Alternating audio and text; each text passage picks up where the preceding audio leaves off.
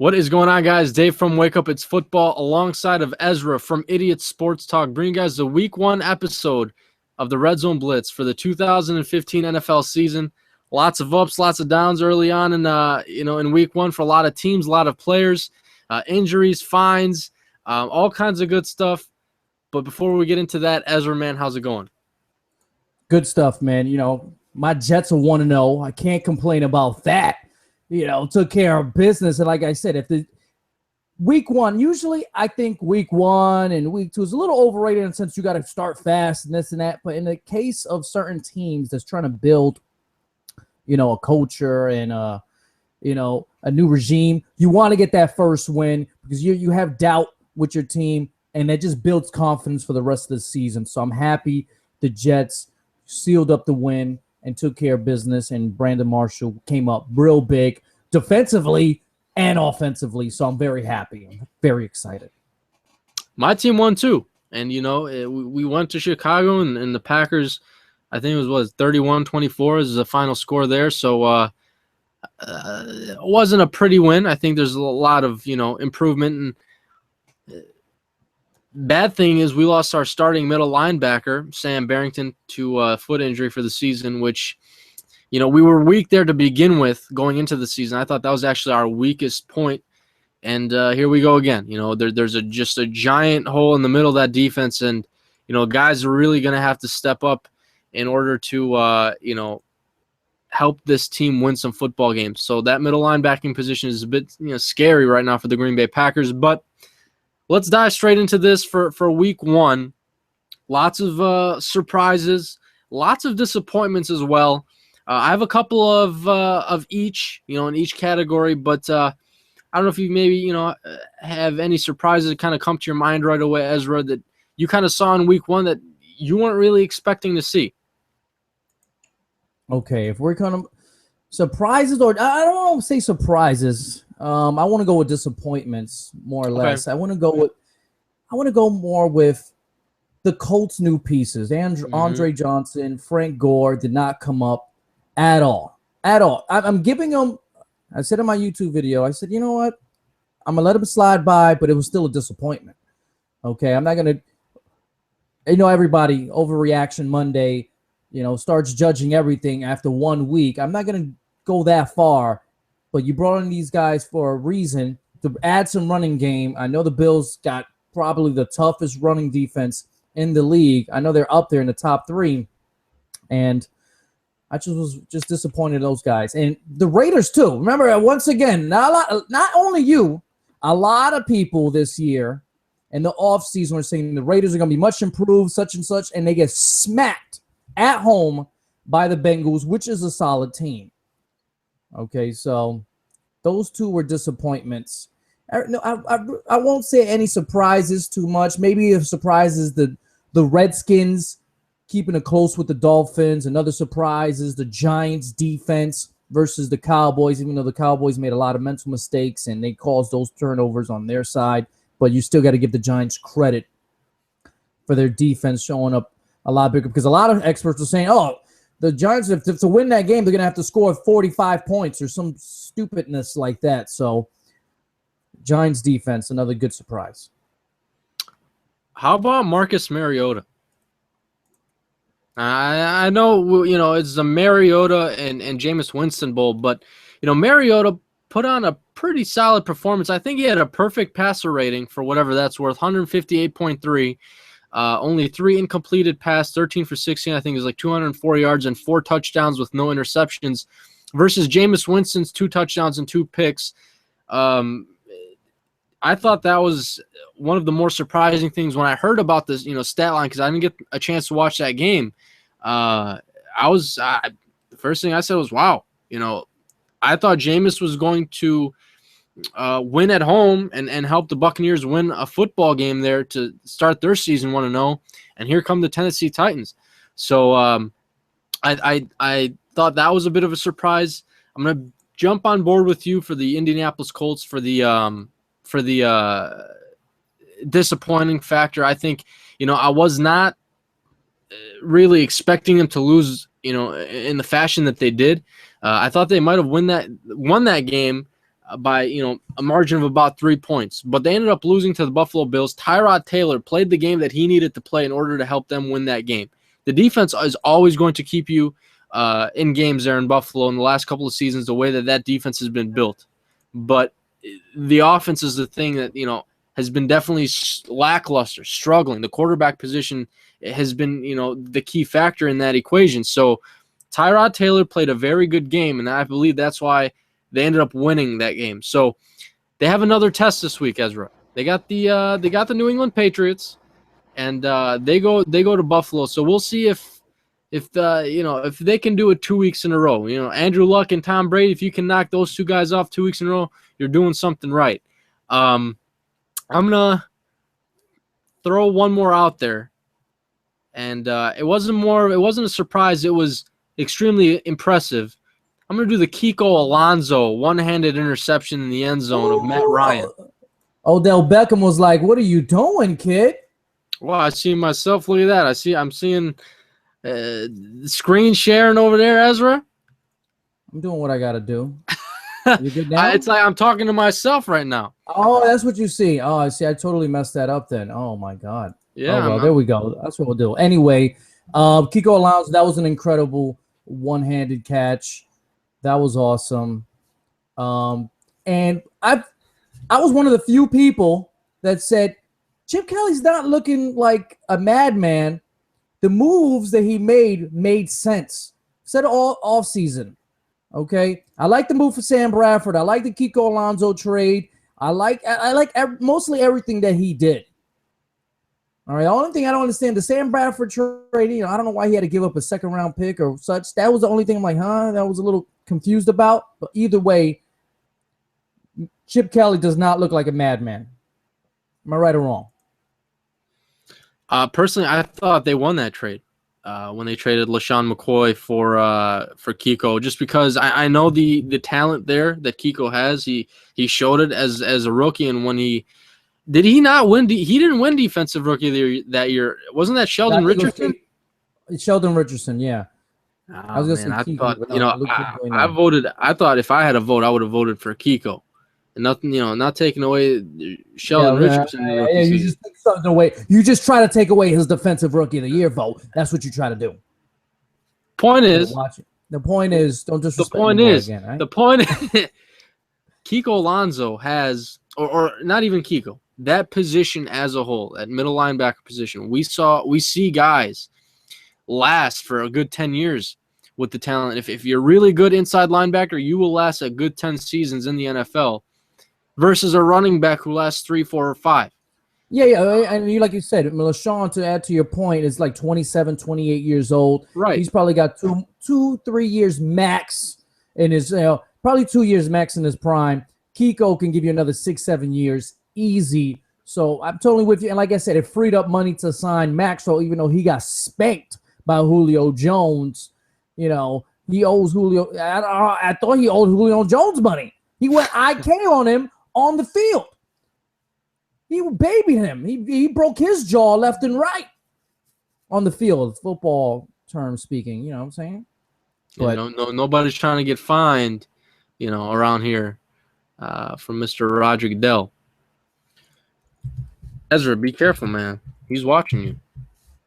He could watch me. What else? I got a union, kid. That's what I'll tell him. Just like Tom Brady did to him this offseason. I got a union. I'll fight this.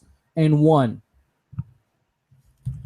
And I loved it. Week 1 with that Thursday night game. Where is Roger? Where is Roger? And I'm a Jets fan, and I was here like, you know what? Much respect. Much respect to Patriots Nation. Okay? Yeah, awesome. Much respect to Patriots Nation while the radios weren't working. Well, of course, the Patriots, I expect them to cheat a little more. It's just the way they are. They've been operating under Bill Belichick. This is how they win 4 rings, by cheating. But that's expected. I'm a Jets fan. I already know what the deal is, those scumbags. But Patriots Nation still deserve a lot of credit for. Where is Roger? Loved it. Loved it. Now, I wonder, is El Chingon a bad word in a foreign language? El Chingon? No, I think that's like gangster. I think I have no idea. Why Because you ask me for Spanish? That's racist. I'm just curious because I've been saying it on the show and I don't even know if it means anything. Anyway, We've been getting trolled this whole time. He's down in the FanDuel comment box. Says the Colts and the Eagles are mad overrated in my opinion. I would say Eagles, yeah. I would say Colts, maybe not. But I just noticed El Chingon. He's on Chingon. I think isn't that the leader of the cartel that escaped from prison or something like that? Anyway, what did he say? He thinks the Colts and Eagles. I think the Colts were overrated. I know you had them going into the Super Bowl. They're a really good team, obviously. Okay, but I think to have them as the AFC favorites, I think going into the season, I thought they were the fourth best team in the AFC. They're not my favorite. Behind Denver, New England, and who? Pittsburgh?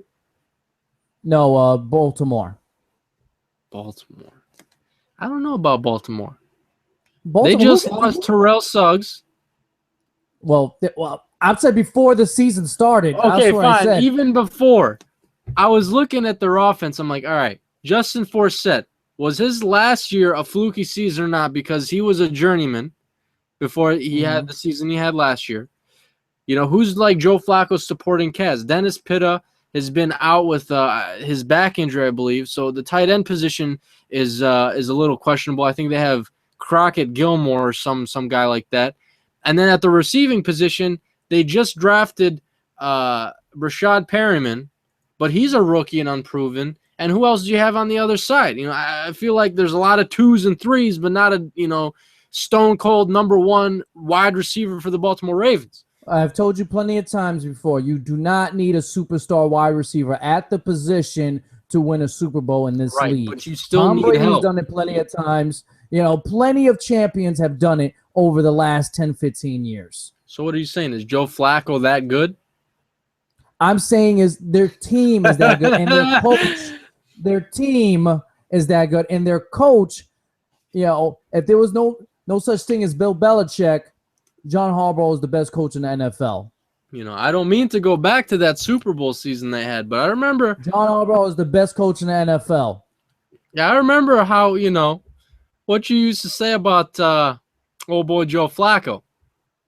Joe Flacco, yeah, I said Anquan Bolden carried him, and I'm going to say it again. Anquan Bolden was the real MVP of those playoffs. Oh, my goodness. Watch the tape. Fine, but again, terrible passes, and my boy coming from grabbing out of nowhere, looking like Spider-Man. You don't need that big wide receiver to carry you. You don't need that number one guy. That's Anquan Bolden. Would you call Anquan Bolden a superstar wide receiver at that time? No. He was. What? He was good. He was good. Yeah. Was he up there? Was he top 10 wide receivers? No. Top 5? No. That wasn't even in the discussion. He was good. I didn't say you need bad wide receivers to win the Super Bowl. I'm just saying you don't need a superstar. There's a difference between superstar, Pro Bowler, and being good and average and all that stuff. You know this, David. Don't make me explain this to you. All right. Just because you have that hair, does that mean you get a pass? Here's a question. What about tight ends? Was that a surprise? Well, what about tight ends? Here's the thing.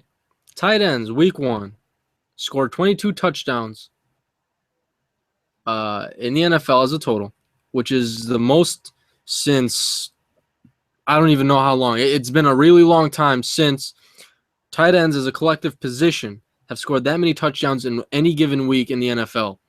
And this was week 1. I mean, is there something going on here that needs to kind of be talked about? Tyler Eifert, 2 touchdowns. Austin Seferian-Jenkins, 2 touchdowns. Gronk had 3. Old boy Travis Kelce had 2. I mean, these are all tight ends. Guys, is this position going to be utilized a little bit more than we've seen in the past, or was this just a facade, a weak, a fluky type thing that? I think it was a fluke. Because last year, tight ends did not light up the scoreboard. They were like if you go on the terms of fantasy, Grunk is by far number one. Like the only guys that you're really locked in to bring in numbers is Grunk, Jimmy Graham, I guess, and Greg Olsen, because the Panthers, even though he had a bad week one, believe me, he's on my fantasy team. They got no available options over there because of injuries. And Kelsey, because Alex Smith can't throw over 10 yards. So I think there's exceptions with certain tight ends, but I think it was a fluke week because I think all offseason head coaches was like, you know what, it's a tight end or whatever. We're not going to game plan for them too much, and then they just went off in week one. I think that's going to be, a fluke. I don't believe it's going to be the year of the tight end. Even though Green from the Chargers, I think he's going to take the job over Antonio Gates. I like that kid. What's surprising is I don't like to do very, very much fantasy football, but I decided to do one roster, like one team this year. And I was looking at statistics from last season, and I did not realize how, statistically speaking, how well of a season Antonio Gates had, even at his old age. Oh yeah, he had a very good year. He was on my team. Yeah, I was actually very surprised. I didn't pay very much attention to it last year. But I was a bit surprised. Now he's suspended for the first 4 games, I believe it is, for PEDs or something of that nature. But nonetheless, Travis Kelce hooked me up this week with a win on my fantasy squad. So, I'm going to take it. I'll take it. So, but as for the year of the tight ends, I don't think so. That's tough. I think there's a handful of guys that scare you. I think there's only a handful of guys besides, Gronk, Jimmy, Kelsey. I guess you could put them in there. Greg Olsen, and it's not like there's a ton. The Redskins tight ends actually have a lot of talent over there. I like their tight ends, and I like Green from the Chargers. Besides that, I'm not sure. So I'm not too hot on anybody else that I can think of on top of my head. I just thought of somebody that's of high importance to the NFL, who's been of high importance for the last 18 years or so. Peyton Manning. Is he on the decline? Is it too early to say that he's on the decline after the week one performance that he had in Denver against the Baltimore Ravens? I say yes. And I've seen statistics on Peyton Manning. The last 10 weeks has been the lowest production throughout his career. People are dating back to last year. He was hurt last year. People wake up. He was hurt last year. And this week one performance, if he is on the decline, he's finished. He's not the same legendary. Maybe he's not the same legendary 50 touchdown Peyton Manning. But is he still up there in the top 10? Possibly top 5 quarterbacks in this league? I still think so. Because if you want to say that, put Joe Flacco in there. What did he throw? Did he throw any touchdowns in week one? Did people forget this? Was he the only quarterback on the field not performing? The team not scoring? I could have sworn the Ravens, Joe Flacco, and their offense didn't get any points, any touchdowns themselves. I think it was just a great defensive game. I saw the whole game. Yes, Peyton Manning's velocity wasn't there, but it's never there. It's never there. I'm not going to get on this. I'm going to say no. I'm going to say it was a week one thing. It's too early to tell.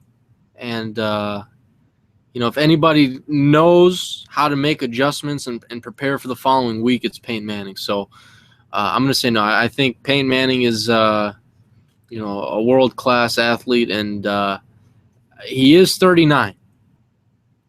And like they say, Father Time catches up to everybody. But I'm going to give it a couple more weeks at least before I say, yeah, you know what? Peyton Manning's not having the season that he's had for the last 15 years. So let's give it a couple of weeks.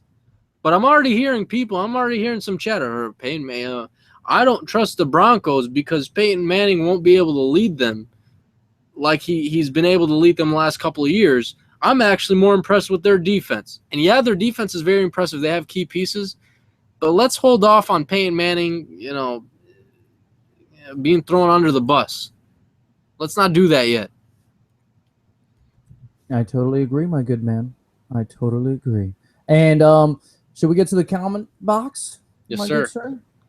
You handle the YouTube comment box. I'm over here on twitch.com/Idiot Ezra, handling the chat over there. So go to the YouTube. King Llama, we actually already covered Mariota. He says, thoughts on Mariota. He surprised me. Actually, that was my biggest surprise. I thought this week was Marcus Mariota. So I'm agreeing with you there. We have a weird question. 564RRS is the human victory cigar, aka Matt Flynn, still on the Jets roster? I believe he still is. Is he? I don't know. I really don't care. It's Matt Flynn. So I'm a Jets fan, and I don't know. I still believe he's still on the roster. Yes. Let me. Now you're gonna have me check it out just to verify, because we're here, the Red Zone Blitz. We should know this, right? Not really. You can check. I mean, I wonder if he's his cousin. Is this Matt Flynn's cousin really asking about this question? I wonder. He might be. I wonder. I don't see anything new. Oh, it says Matt Flynn gets cut by Jets. Nope, he got cut. that was September 5th. And I love the headline. CBS Sports says Matt Flynn gets cut by Jets, decides to start drinking immediately. What? Who posted that? That's CBS Sports. I guess he wrote a tweet. He took a drink after that. I have no idea. Wow. It's like he can only be successful in Green Bay for whatever reason. Aaron Rodgers goes out 8 games, half the season, no problem. You stick Matt Flynn in there. He'll win you a couple of games, keep you competitive until A-Rod comes back and you win the division at 8-7-1. But you put him in Seattle, he loses his job to Russell Wilson. You put him in Oakland, he gets cut. Put him in Buffalo for a couple of days, and you bring him back to Green Bay. I don't get it. Hey, look at James Jones. How about that for a surprise this week? To be honest with you. I don't think it was a huge surprise. To me, it was not a huge surprise. For fantasy terms, yes. Yeah, out of nowhere. Oh, man, he got 2 touchdowns. But he's familiar with the system. He's familiar with, the whole team, Aaron Rodgers and everything. So it wasn't that much of a surprise. It's not like he was with the Packers 10 years ago. He was a beast, and out of nowhere, he was a guy off the street, and he scored 2 touchdowns. I'll tell you why it was a surprise.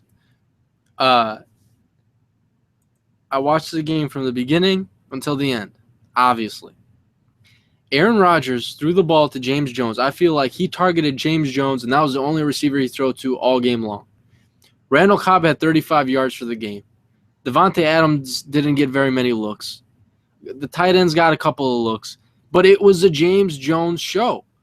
And why is that surprising? Who do you think the coaches were game planning for? Right. But here's the other thing. That stat line of 2 touchdowns really should have been 4. He caught a third one in the end zone, hands, knees, everything inbounds.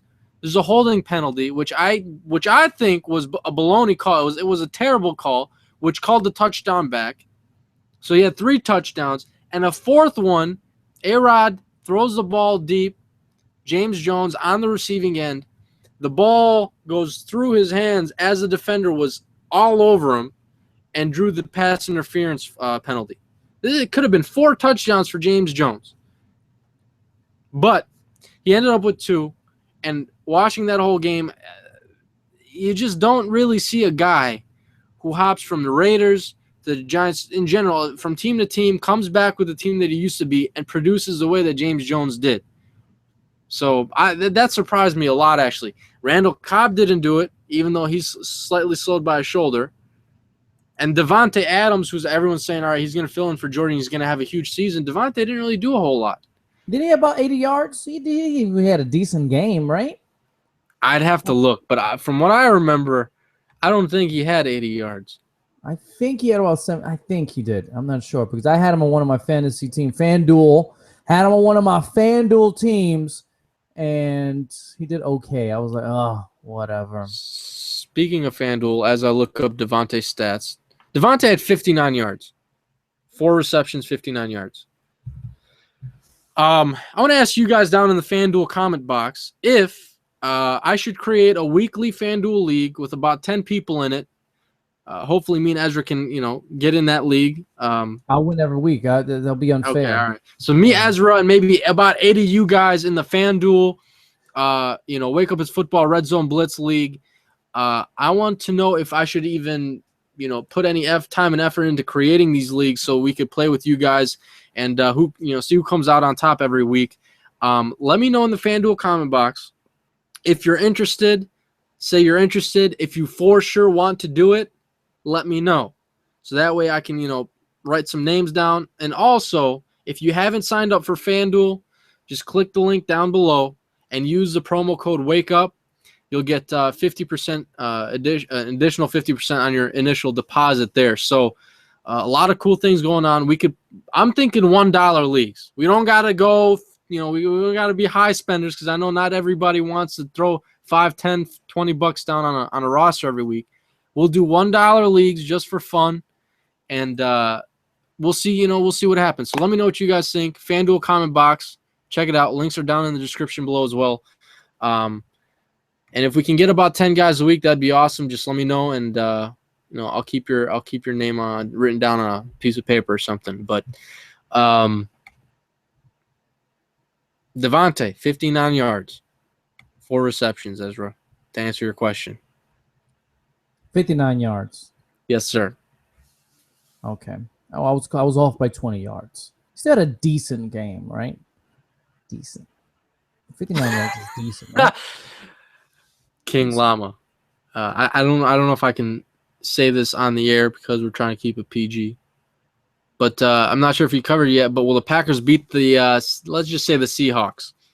I'm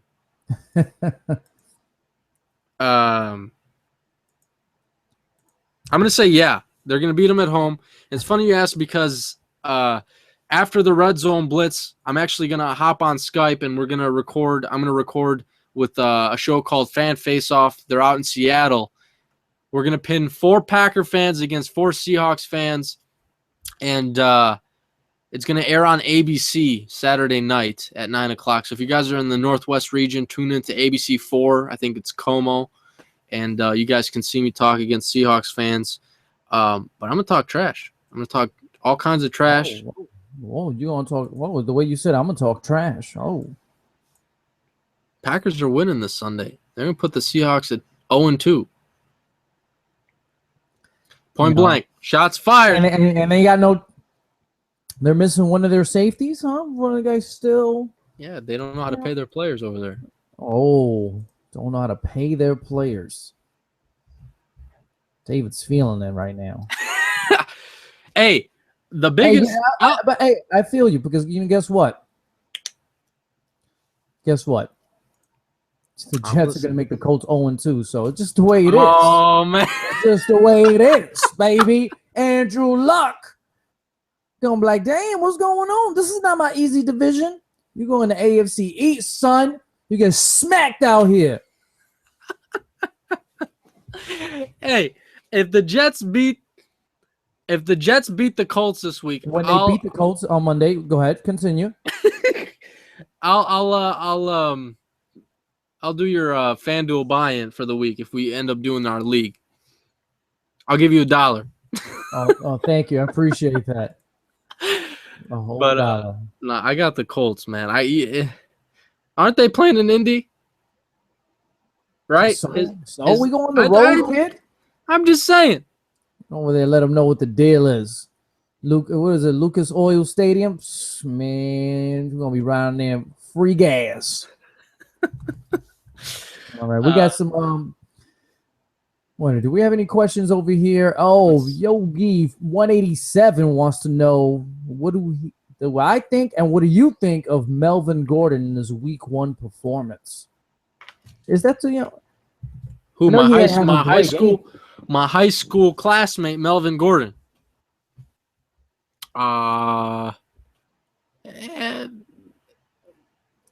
It's week one, man. It's week one, and the Lions. We're talking about tough rush defenses. Weren't the Lions one of the top 5 rush defenses last year?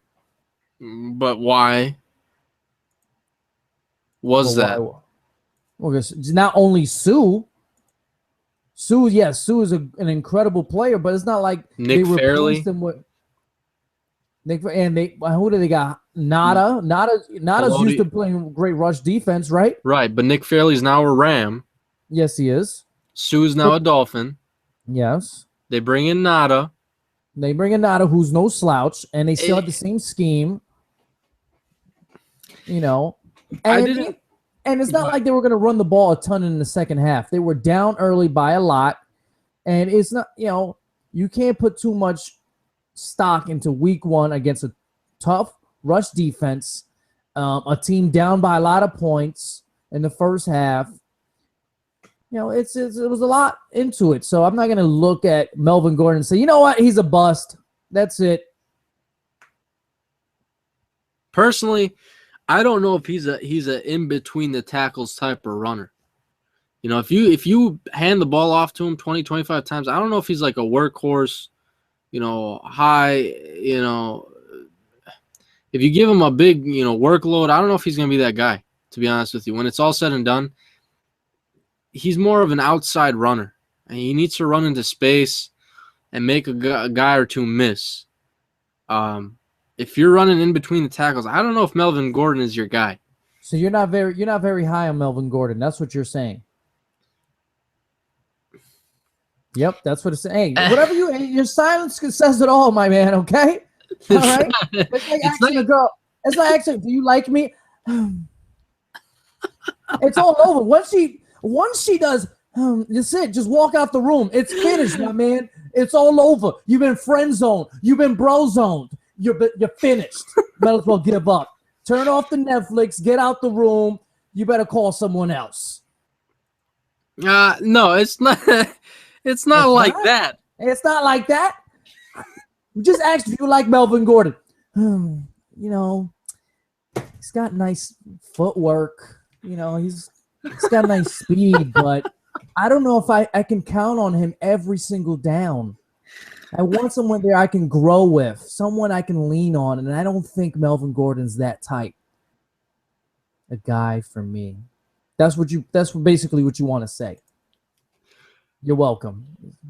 You're not that high. You're not that high on Melvin Gordon. Okay? He's not even a side thing. He's definitely not a boyfriend, okay?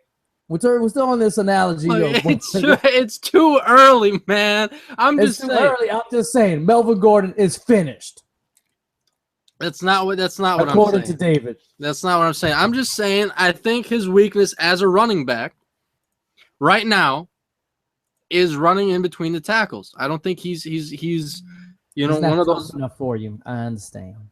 It's not big enough for you. I'd be interested to see if they played him a little bit more where, they would flare him out, run you want him to become Darren Sproles? First rounder, Darren Sproles?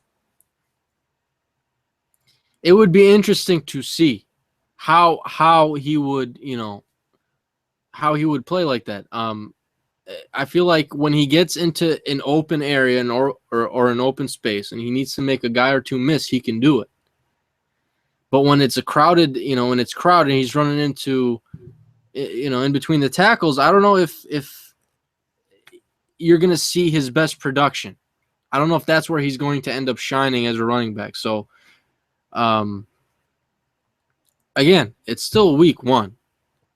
But from kind of what I've seen, I watched him in high school. I'd go to football games when I was in high school. I'd watch him, man. He would plow through people. But this is in high school. This is the NFL. Guys are a lot bigger. Guys are a lot faster. Let me ask you a question. In high school, did you think you could tackle him? Hell no. Are you kidding me? Nobody could tackle Melvin. All right, then. I just want to make sure. You didn't think you could tackle because you're basically calling him a punk out here. Just a little bit.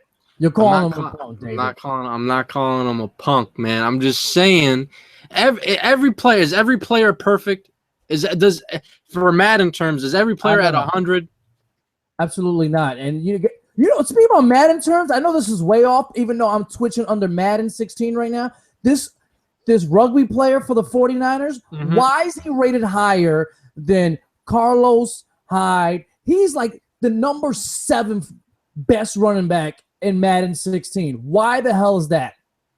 Someone please explain that to me. Any Madden heads in the Twitch chat and the YouTube, chat right now, who is this dude that deserves an 86 overall at running back in Madden? Are you serious? I was disgusted.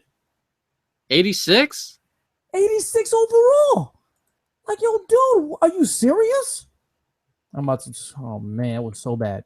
I didn't even hear about that. That's crazy. I saw it the other day because I was doing that draft champions and I was getting my butt kicked, but that's not the point here, And I saw him up there. I'm like, 86 overall. This is not rugby. Maybe he's an 86 overall in rugby, but this guy hasn't done anything. Yeah, getting busy. What did Melvin do to you in high school that you're throwing him this shade? Melvin didn't do anything. I'm just saying, like, just speaking from like an evaluation standpoint. Like when you watched him. Who was the one that dated your sister again? No, that he didn't. Yeah, they taught. It was Trey Waynes. Oh, okay. I was about to be like, it was Melvin Gordon. No, God. It was Trey. It was Trey. But no, for Melvin, speaking about Melvin, I'm just saying, like, when you watch him at Wisconsin as a Badger, same thing,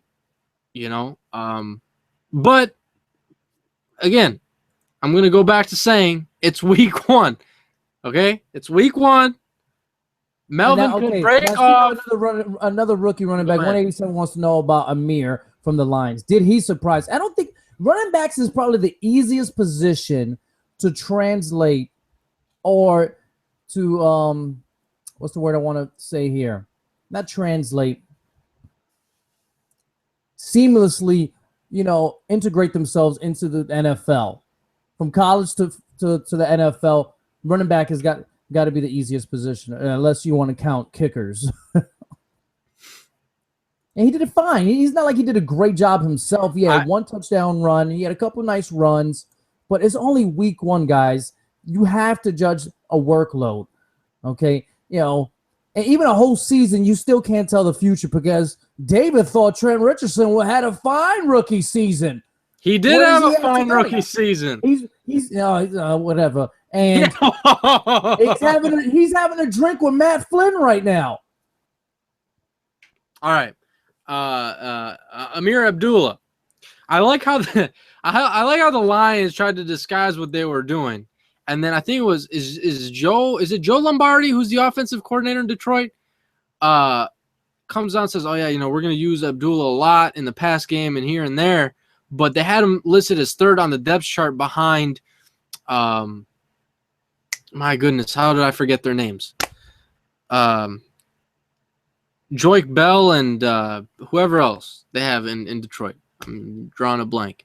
They have him listed 3rd on the depth chart, as if like they were telling San Diego, "Oh, don't prepare for this guy. We're not going to play him."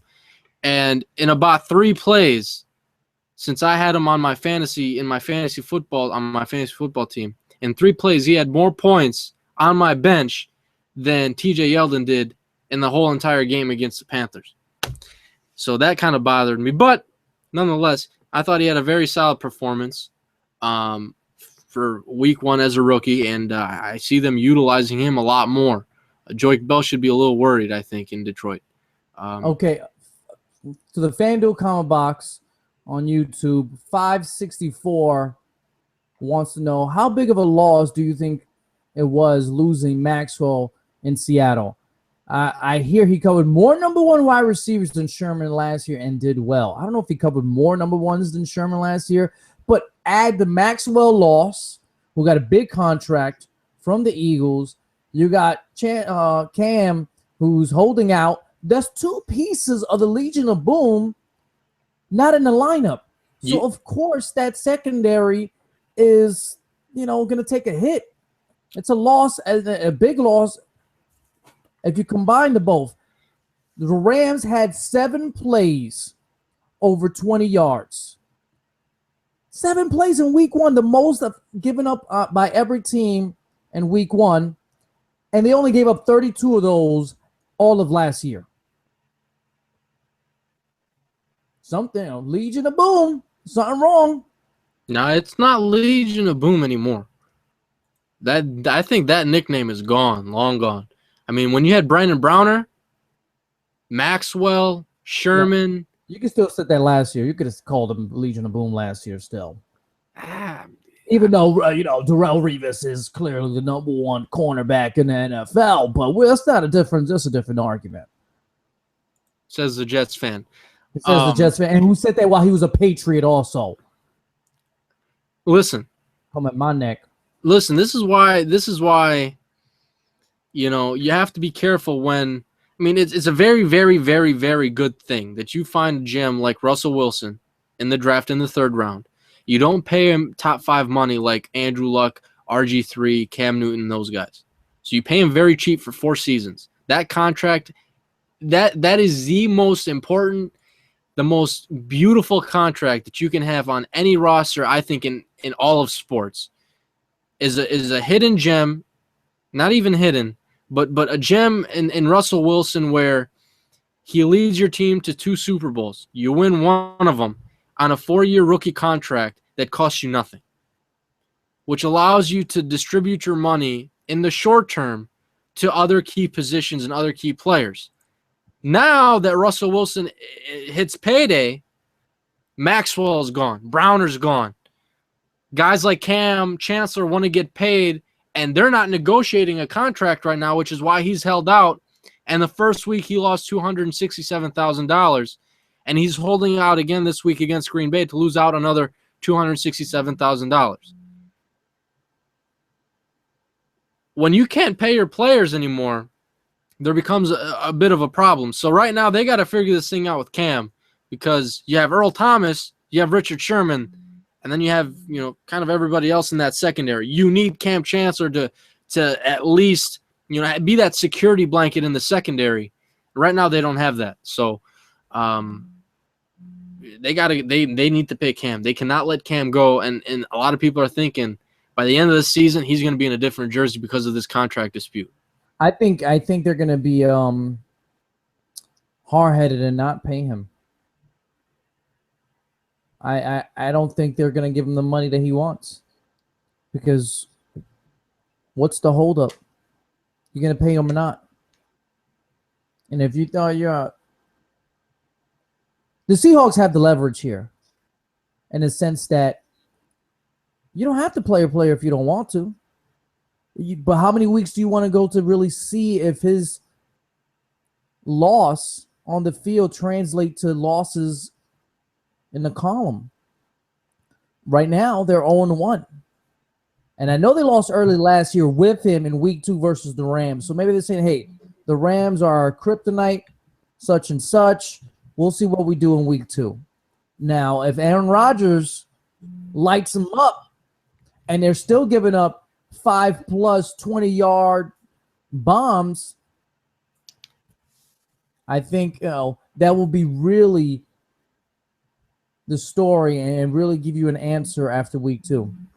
If they don't pay him after that, I think they're just gonna let him rock throughout the season and tell Cam, hey, if you want to come here, it's up to you. If not, whatever. I'm reading some of the comments on the FanDuel comment box. Wilfi says, as an Australian, I cannot stand hearing about Jared Hayne anymore. He also says, I have to watch 15 effing 49er games this year because of him. And he also says, you think I think we were talking about fantasy. He says, you think that's bad, David? I benched Carlos Hyde for Andre Ellington. Yeah, that's terrible. Oh man, that feels. I want to give him a hug. I had Carlos Hyde on my bench because I benched him for TJ Yeldon, but I still won my fantasy. I still won my fantasy team this week. So I got destroyed in fantasy this week. I went 0-6, 3 of my FanDuel teams, and 3 leagues. 0-6? 0-6. I won in my actual money league, my fantasy football team, and then on FanDuel, I was in the money for a couple of them, and then like Monday night rolled around, and all the teams just started putting up more points than my team. So I ended up going 0-3 or 0-4. I didn't do a very good job this week. I did. I went 0-3 in FanDuel. Unbelievable. I was in the $1 million thing. Yeah, and my team, as was I. The $5 one. no, the $25 one. Oh, we got a high roller. It was 20. It was as $5 million in prizes. First place is $1 million. Had to go for it. Yeah, of course. I think there's another one this week. I might have to go put another $25 in. Hey, you come in first place. I win $1 million. Hey, Red Zone Blitz is gonna need a new co-host for a couple weeks.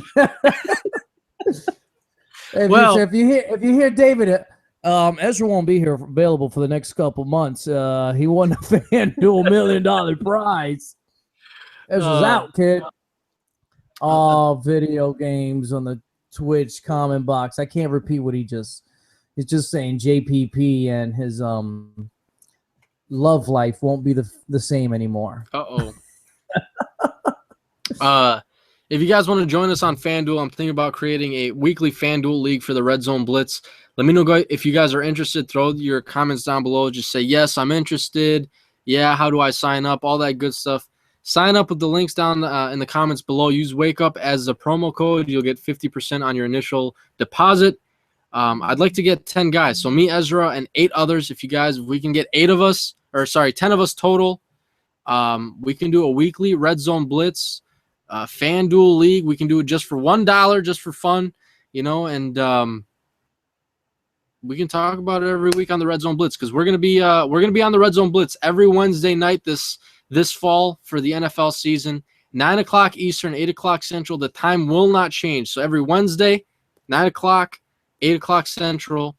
We're going to be right here with you guys, chatting up some football, talking about Ben Roethlisberger, Richard Sherman, Ezra's ears, my hair, all that good stuff. Whoa. Why my ears come from? What? Yeah, every Wednesday, 9 p.m. Eastern time. Niners all day said Rodgers, Hyde, Julio carried me to a $750 win in DraftKings. Damn. He won $750? Niners all day, but we're FanDuel. We're FanDuel here, okay? I'm after $1 million, but good job for you, Niners all day. He said, I'm after $1 million. I'm after $1 million, even though I'm not gonna argue with $750. That's very nice. Take that. I can pay a couple bills with that. Yeah, it broke, could. Son, I'm broke. That's from Dave Chappelle, isn't it? I'm just broke. Yeah, just real life. I'm broke. Yeah, I'm real broke. Ezra's really broke.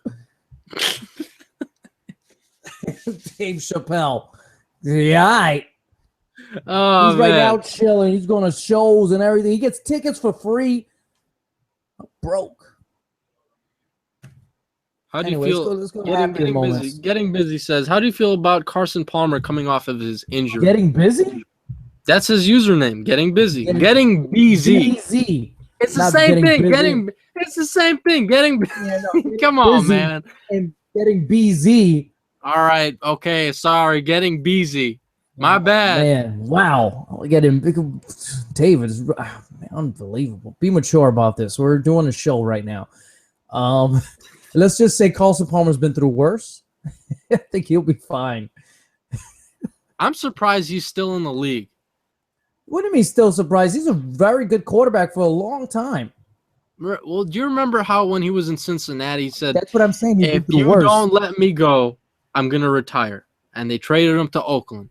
And didn't really work out in Oakland. You mean the Bengals absolutely heisted the Raiders? Didn't they give up? Oh yeah, they gave up first and a second. They gave up all kinds of draft picks, and the Raiders were dumb enough to fall for it. And I was dumb enough to say it was a decent trade for the Raiders because I thought they were, going all in and everything, and now absolutely blew up and the Raiders in my face. I can admit when I'm wrong. I know when I'm, saying stupidness. Yeah, no, well, I mean, now with the Arizona Cardinals, I'm surprised at the way they've been able to produce the last couple of years with him at the helm. I just wasn't expecting him to, keep producing at a high level. I kind of just don't even. I kind of tune out the whole quarterback thing in Arizona. I just know they have a very good defense. They have some weapons on offense, and it's like, oh yeah, Carson Palmer's quarterbacking. That's right. Yeah. It's big for the Cardinals. Carson Palmer, he is, he makes Larry Fitzgerald a threat again. The Cardinals are a threat with Carson Palmer, plain and simple. And Logan, who's a Bengals fan here in the twitch.com/idiot Ezra chat room, he's saying it would have been 2 first-rounders if they would have made the playoffs, talking about the Carson Palmer Bengals and Raiders trade. And we have a question also from Logan, and we were gonna get into this anyway. What do we think about Pacman Jones getting fined for his, actions against Amari Cooper?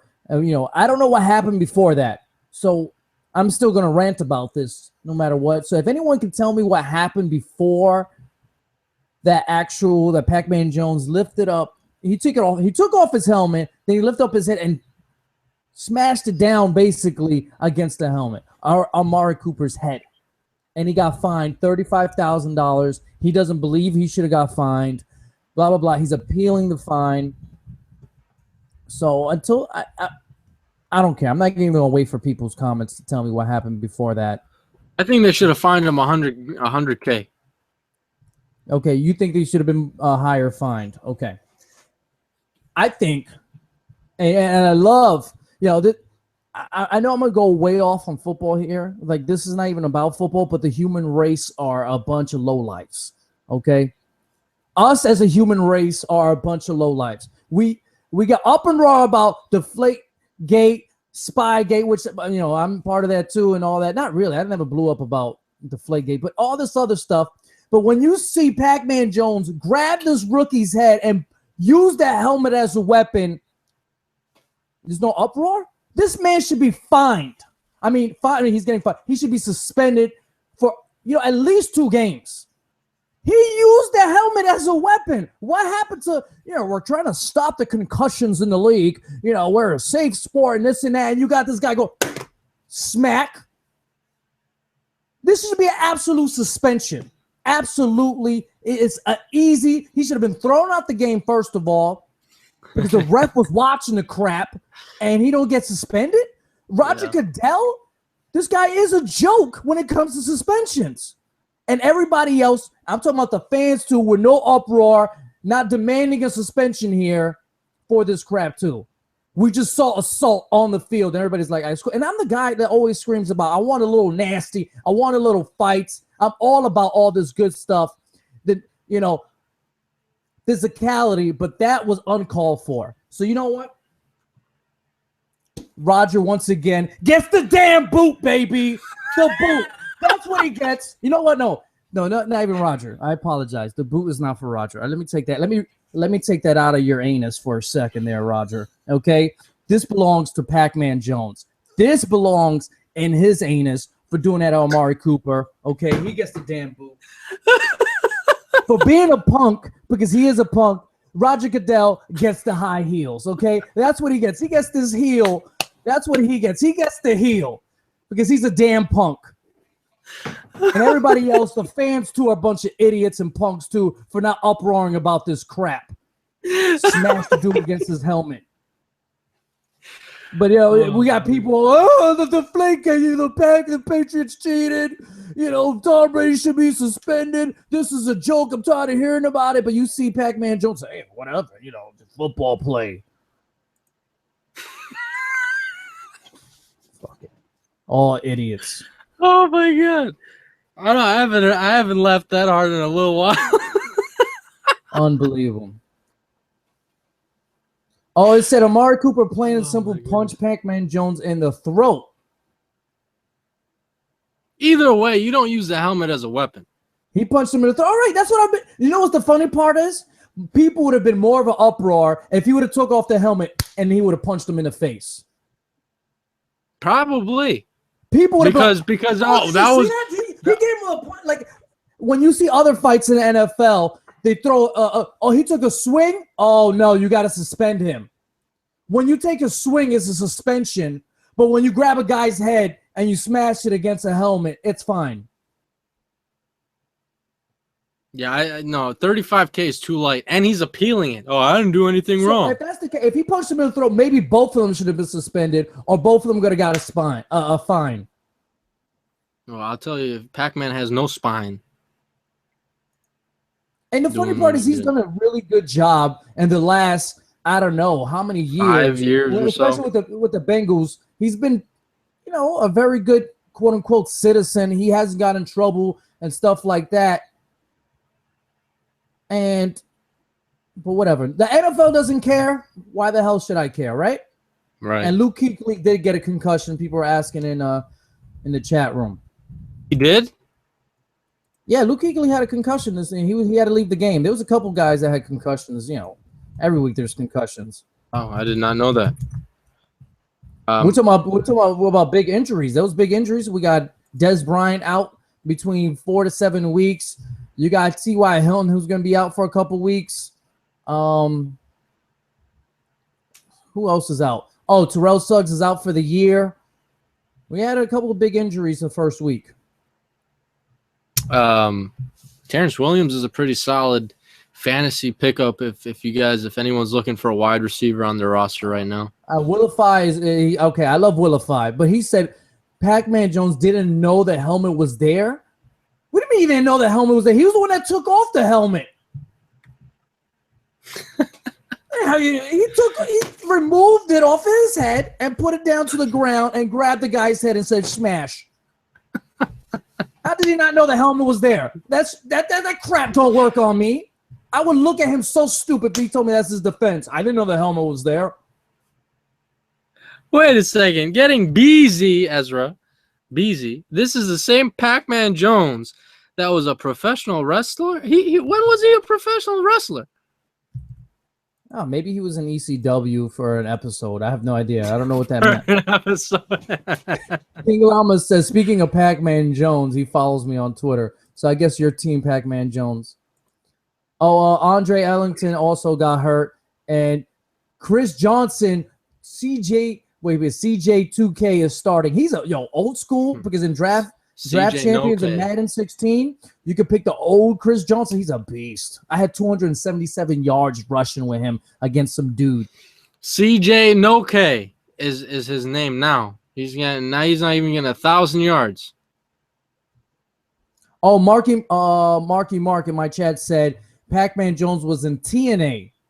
TNA. So it is true. Pacman Jones was a professional wrestler for a little bit, I guess. Maybe he was there for a couple episodes. So we got two different people saying TNA Pacman Jones. Interesting. I did not know that. That's something that I just learned. I did not know that. And shout out to Marky Mark. He's my head coach in one of my dynasty leagues. It's my boy. Yeah, I hit on King Llama says Sam Barrington is out. I actually hit on that earlier. I think more towards the beginning of the show. I was saying, going into the season, the Green Bay Packers were really, really weak, in my opinion, at the inside linebacker position. And now they just got a lot weaker. Sam Barrington, who I think, even though it was a weak position, was probably the best middle linebacker. He's out with a foot injury for the rest of the season. They're thinking about replacing him with Jake Ryan, the rookie out of Michigan. So it's not looking good for the Green Bay Packers at that position right now. If I were you guys and you have Jimmy Graham or Marshawn Lynch on your fantasy team, I would consider playing them this week against the Packers defense because that middle of the field is. I know you didn't just say that. I just did. Of course you got. If you have Jimmy Graham or Marshawn Lynch and you're not starting them every week on your fantasy team, Ezra. I drafted with the first overall pick, Adrian Peterson, who put up 6 points. Okay. The two running backs on my bench, Carlos Hyde and Amir Abdullah, put up 30 and 15. That's great. Should I have benched Adrian Peterson? No. No. You don't. I'm sorry. You don't if I get Adrian Peterson, you just don't bench your number one overall pick for a rookie. I'm sorry. You did the right move. It didn't work out. I'm not saying it's going to work out every week, but no. Because 1 week, hey, let me put in Amir over Adrian Peterson. All right. Adrian Peterson blasts off for 35, 40 points, and your rookie gets you 4 points. Okay, let's talk about daily leagues then. How about that? Like FanDuel. FanDuel is something different because you have a certain budget. It's not like you keep this player for 16 weeks. You got a certain budget. Now, that's where you really go with your certain matchups, and you have a certain budget. Do you want a high quarterback for that week? It's not like you pick and choose who you're going to be your number one overall pick. Well, then pick and choose Marshawn Lynch and Jimmy Graham. There we go. Pick and choose those guys if you're doing FanDuel. Because there we go. We talking about FanDuel? All right. Right now, I have a FanDuel lineup right now. Should we get into that? We should talk about that a little. Just a go ahead, second, because right? I already have mine set and it's ready to go. All right, you got yours? I need to pull mine up. What's your lineup looking like? You want to start with yours first? I'll go with mine first. I'm going with Big Ben Roethlisberger this week. Oh, Big Ben! Against the 49ers at home. Oh, okay, give me 1 second. We'll go alternate. We'll alternate here. My quarterback right now, this is subject to change, guys, okay? Because I don't know if I'm loving my lineup. My quarterback is right now Nick I can't believe Foley. Nick Foley, there we go. I don't have my lineup up. Yeah, that's why. That's why I was like, I went blank. Wait, hold on, Ezra. What's his name? Nick Foles. I said Nick Foley. There you go. Mick Foley. That's some wrestling. I'm still on wrestling here. Mick Foley. Nick Foles. There we go. So Mick Foley. Nick Foley, kid. Oh my goodness. All right. All right. You got Nick Foley at quarterback. Okay. All right. My running back. Okay, you go with your running back. I got Matt Forte at home against the Cardinals, and what the heck is his name? Hill, running back, Bengals. You got Jeremy Hill. Jeremy Hill at home against the Chargers. I also have running backs. I also have Jeremy Hill, and I have at home Carlos Hyde. Okay. Wide receivers. This is where it gets interesting because this is all Sunday games and Monday games. This is not including Thursday nighter. I'm playing Dante Moncrief for $6,000. He's going to fill in for T.Y. Hilton, and they're playing at home against the Jets. I'm playing James Jones at home against the Seattle Seahawks. I'm playing Terrence Williams against the Eagles. I like that Terrence Williams, man. I like that. My wide receivers at home, Larry Fitzgerald. At home, Brandon Cooks. At home, Antonio Brown. Okay. And I got Jimmy Graham at tight end. Okay. One-day leagues. I got Jared Cook at home versus Washington. Cook. Who St. Louis? Yeah. Really? How much did he cost? I will have to bring that up. Let me go to edit. Not much. It's got to be like. I got the Giants kicker at home against the Falcons. I got the Seattle Seahawks kicker. And I got the Titans defense against the Browns this week. Cook cost $5,200, $5,200, and I got the Texans defense, which only costs $4,600 versus the Carolina Panthers. I can still switch my team. I have $400 remaining, and I got $700 remaining. And I can. Titans defense also costs $4,600, so I can switch. Who did the Texans play this week? The Texans play against the Panthers. That's who I have. That's who I got. The Texans at home or away? They're at home. All the players I have are at home. No. Oh, no. Wait. Whoa, I'm way off. What? I'm going crazy. No, not all my players are at home. Excuse me. The only players I have at home. No, there's only two players I have on the road. Nick Foles is on the road. Larry Fitzgerald's on the road. No, Carlos Hyde is on the road. Oh, man, my team. Nick Foley.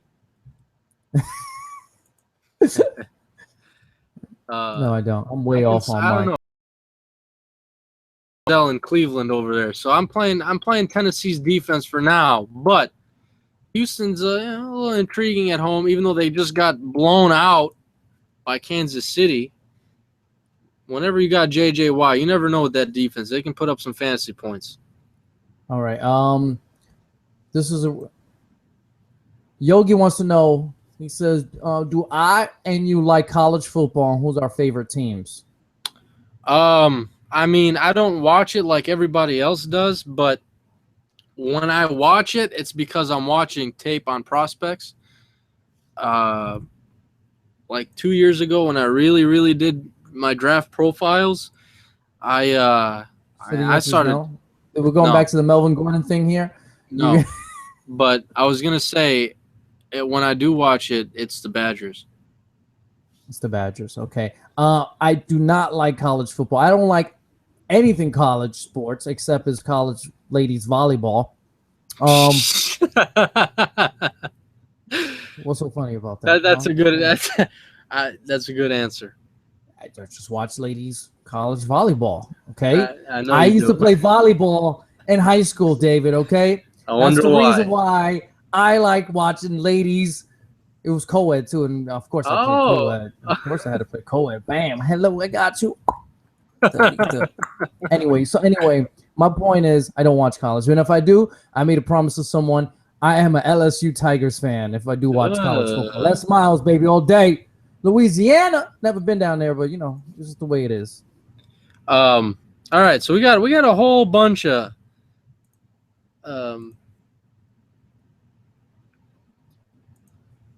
okay. Whole bunch of King Lama, I have a good feeling about the secondary this week. If Eddie Lacy rushes for more than 100 yards against the Seahawks, the Packers will win.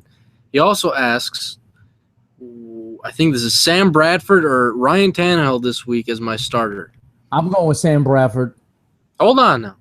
Who do the Dolphins play? I have no idea. I don't care. Okay, I mean, you might want to know. All right, I'll go right here for you. I'll go check it right now. Boom, I got you. They play Jacksonville at Jacksonville. And then and the Eagles play the Cowboys, I believe it is. Yes. Huh. And they play, let me see where exactly. Sam Bradford, he's pretty cheap, 7,500. He's at Philadelphia, so he's at home. So I may have to. Man, that's the tough one. I may have to create $300. I may have to go with Jordan Reed. Maybe no, I don't know. Jordan. I don't know if I want to go Jordan. You got Ezra going now. Because I like Sam Bradford a lot, man, but the tight end situation is not looking too good. The thing is, with FanDuel, no matter how sure you are, man, this lineup right here, I'm telling you, man, I'm going to win a lot of money tonight. You'll end up with 72 points, and everybody else is way ahead of you, and you're just like, dude, you know what? Did you see the email? I don't know if you got the. I should maybe bring it up. The perfect lineup this past week in FanDuel. Oh yeah, they send those out every week. The perfect lineup, and I only think maybe one star player was there. What was it? I gotta try to pull it up. Eifert or Kelsey were at tight end because they put up the most points at that position. I don't know if I got that. I don't know if I got that email. I'd have to look. Let me see. I think I got it right here. Let me pull it up for you guys. All right, here we go. The perfect lineup. At quarterback, Marcus Mariota.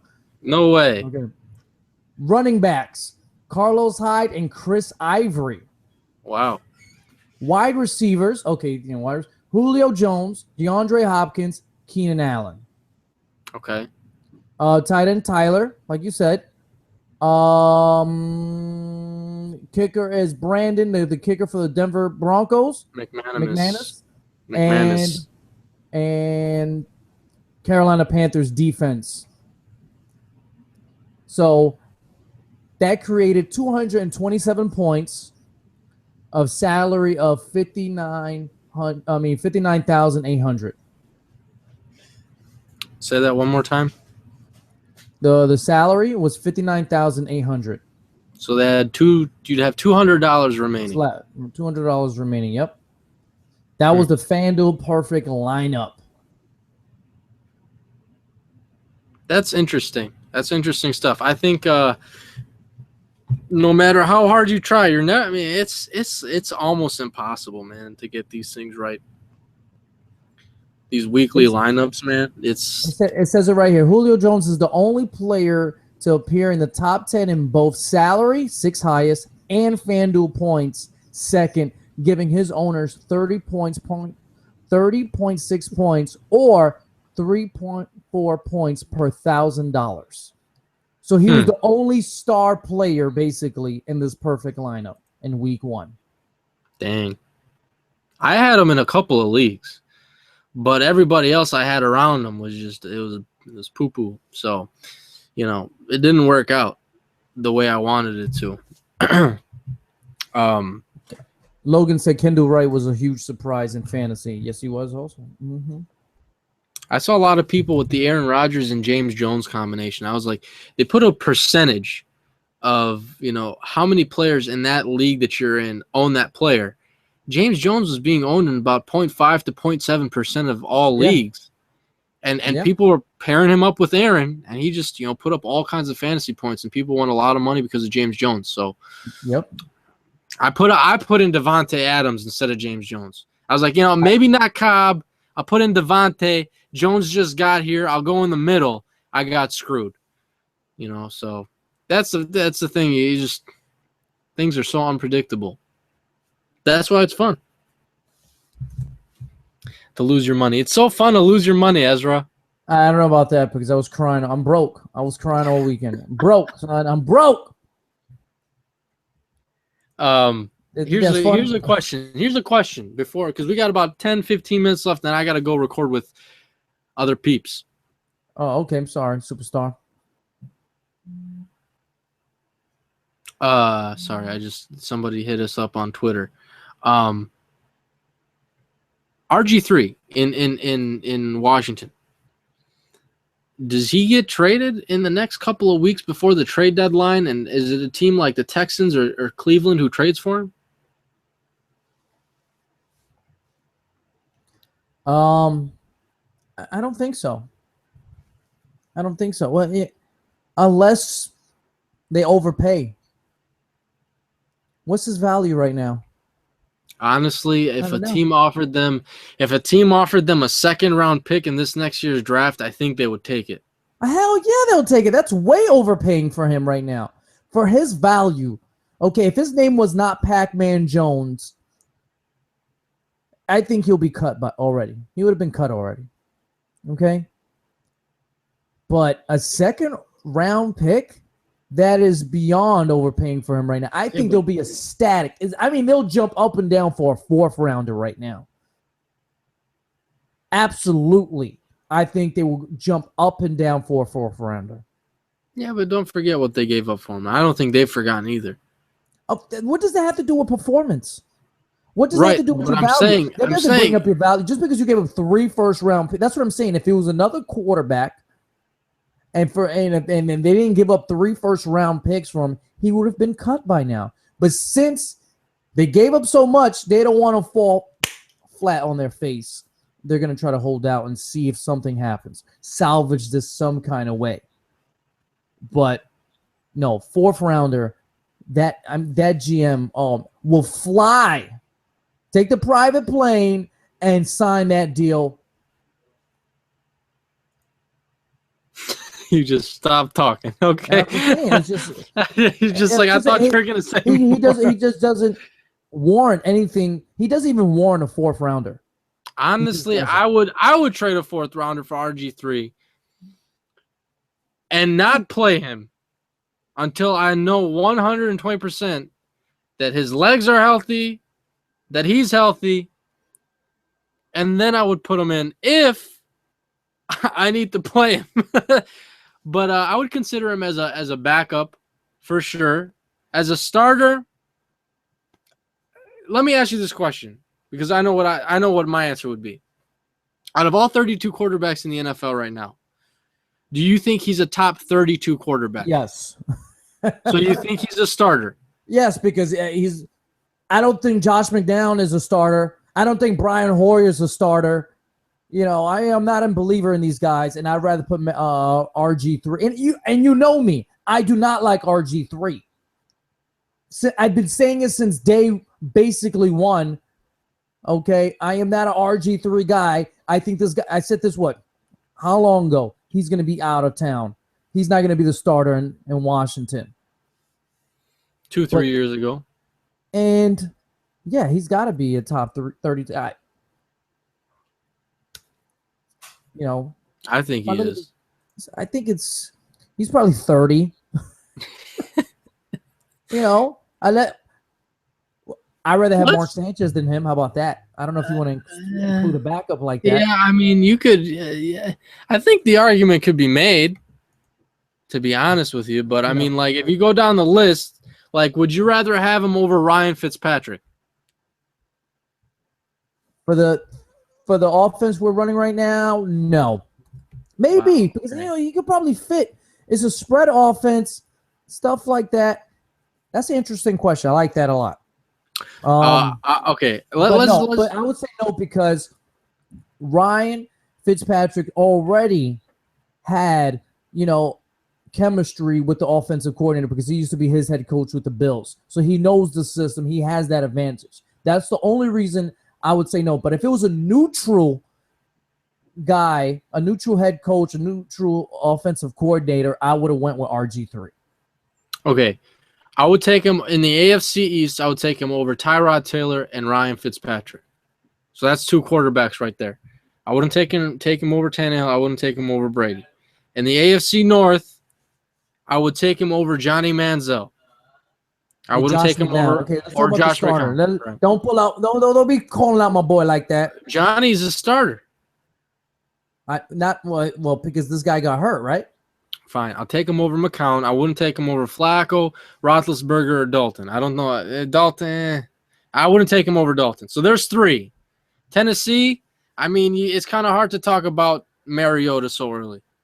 We don't, The answer is no. You would not take him over. All right, fine. No. Whoever's in Houston. So there's 4. Hey, I think Brian Mallett finally deserves a real chance. Whatever. I would take him over Mallett or Jim, whatever his name is. Jimbo. Brian Hoyer. Brian Hoyer. Over there. Yeah, him. Andrew Luck, no. Blake Bortles, no. So, like, right now we're at 4. Blake Bortles, oh, man, I know his team is bad. I mean, like, I know he hasn't had weapons and stuff like that, but I haven't seen too much progression from this man. Come on. It's this second season, man. I'm not calling him a bust already. I'm just saying I'm getting a little worried. All right. Just a little worried. All right. Alex Smith. I hate Alex Smith, but I'm not gonna disrespect Alex Smith like that. I'm gonna say no. Okay. Then you got Peyton Manning, Phillip Rivers, Derek Carr. That's too early. It's another too early to tell, but I'm gonna say no. All right, so we're at 4 so far, and that's just in the AFC. In the NFC East, Romo, Eli Manning, Sam Bradford, and then in the Redskins, you can't really count them because that's the team we're talking about. So that's a 0. Okay, A-Rod, Jay Cutler, Teddy Bridgewater, Stafford. No. Matt Ryan, Cam Newton, Drew Brees, no. Jameis Winston. No. And then in the NFC West, Russell Wilson, Nikki Foles. What'd you call him? Nick Foley. Nick Foley. Nick Foley. Carson the wrestler, Palmer. That's mankind. I would take RG3 over Kaepernick. No, maybe not. I was laughing my butt off. Oh man, who else deserves the boot is Trent Dilfer. He was like, it was in a 4th quarter. Kaepernick had 109 yards. That's when I sent the tweet out that you got. And he was like, the 49ers should be really excited. Look at the progression. They should be excited. I was like, what? He got 109 yards in the 4th quarter. What should they be excited about? What the hell are you talking about, Trent? I was like, what is that? Like, are you serious? He got 109 yards and 49ers front office should be excited. Excited over that? This is why Alex Smith gets a lot of love. Excited over that crap. 109 yards. He has some nice plays with his legs. Yeah, I'll give you that. But he was talking about his arm and how the progression he's made in his passing game. 109 yards, and this guy was blowing up like he did it in the first 5 minutes. It was in the beginning of the fourth quarter. If he threw 109 yards in the first quarter, I'd be like, whoa, maybe Trent is right.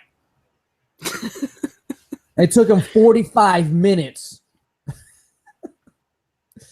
to throw 109 yards. So we got, to go back to RG3, we got 4. So we have him as what? The 28th? 28th best quarterback in the NFL behind some of the rookies and whatnot. I don't say we'll say he's the 28th best. So let's say like 24th. The only reason he gets 28th is maybe because of his potential. But is he really is he really better than Ryan Fitzpatrick right now today? No. But you take him because of the potential. Am I right or wrong? I would take him over Fitz. You think I'm not asking if you would take. I think he's better. You think he's better than him already? No. Yeah. No. Yeah. No. Yeah. No. Absolutely come on, not. man. No, come on, man. Okay? Are you serious? Did you see that throw? My boy, I have to call him my boy. He's my quarterback, even though I don't even want him on the team. He threw it up to Brandon Marshall. Man, Archie can't make throws like that. You got to mind.